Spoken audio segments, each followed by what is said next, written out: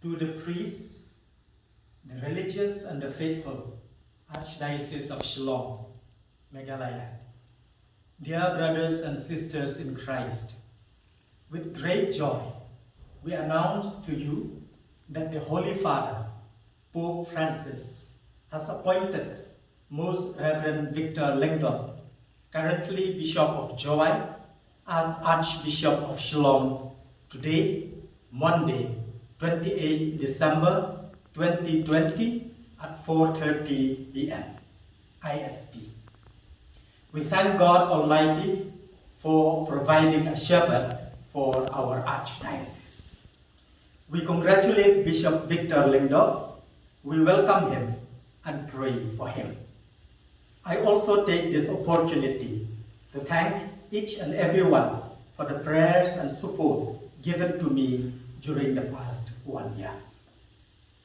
Ha ki Lyngdoh, ki riu niam, bat ki parabanget, jong ka jylla niambah Shillong Meghalaya. Ko men ko parang hautrai Yesus Christ.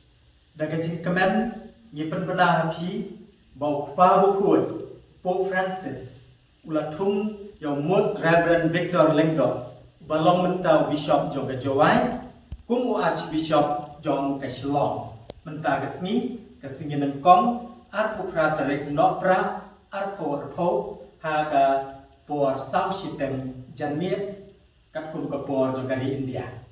Nya ibu ublei badan bor barok, baula ai hangi yang nong syarai jong ka jylla niambah jongi. Nya ai ublei yai Bishop Victor Lyngdoh, ni priang sum hai bat ni duai na ka bentai jongi. Nga shimru ya ganigala, ban ai ublei ya iwei na pi, na ka bentai ki jing duai ba ka jikersan, ha kini ki shis nam ka balada, ublei shibun.